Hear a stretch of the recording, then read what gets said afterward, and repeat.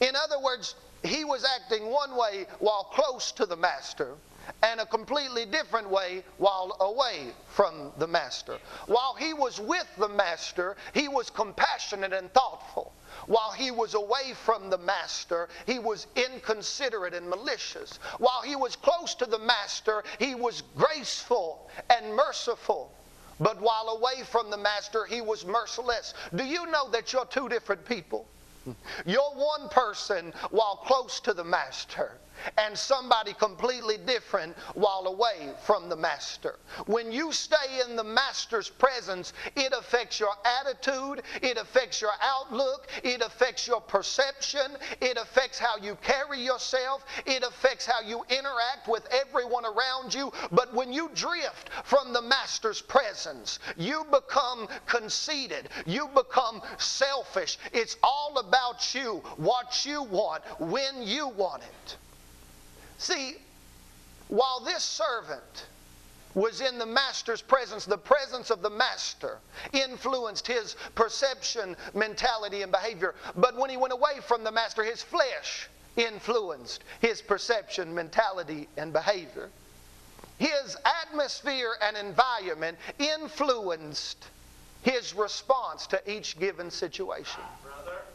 The revelation that we can extrapolate from this observation is that what you're around will always have an effect on you. The Bible says, submit to God, resist the devil, and he will flee. The first step to overcoming temptation isn't resistance, it's submission. Because unless you submit to the leadership and influence of God, you don't have the strength or the power to resist the devil.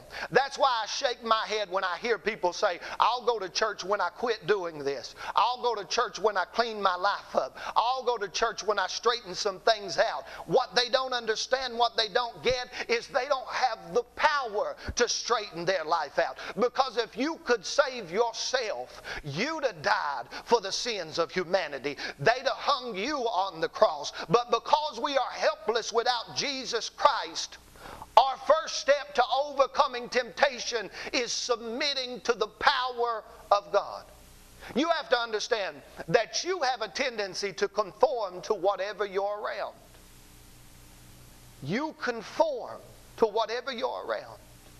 If you stay in the presence of God, you conform to His Word, to His commandments, to His statutes, to His ordinances, to His image. But if you drift from the presence of God and you spend more time in the world than you do with the Word, you conform to the world's process, to the world's methods, to the world's tendencies, to the world's habits. I don't know about you, but I think that we have too many Christians in the church today that spend more time with the world than they do with the Word. And it causes them to be ineffective and inadequate. It causes them not to have what they need when the enemy attacks them, when he comes to steal, kill, and destroy. You have to have something inside you that stands up every time the enemy tries to bring you down. But you can only have that if you spend more time with the world, with the Word, than with the world. You conform to whatever you keep around you. Solomon knew this. That's why he said there's safety in a multitude of counselors. Solomon knew that if you spend time with people that are filled with integrity, that are filled with virtue, that their behavior, their actions, their way of doing things would influence you. On the same hand, if you spend time with people that are mean, that are vicious, that are hateful, that are unforgiving, their actions will influence you as well. That's why you can't run around with gangster Steve and pot-smoking Peter and expect to remain unaffected. Eventually, their influence will have an impact on your conduct. So we have to craft and manage an environment that propels us toward the extraordinary, because your environment is a good indication of what direction you're going in. You see, in this parable we have one servant influenced by two different associations, which produced two different responses, which led to two different outcomes. One servant influenced by two different associations, producing two different responses, which led to two different outcomes. Now, before I go any further, I want you to recognize that it is always your response that dictates your outcome. It is always your response that dictates your outcome. You remember the 12 spies that Moses sent out.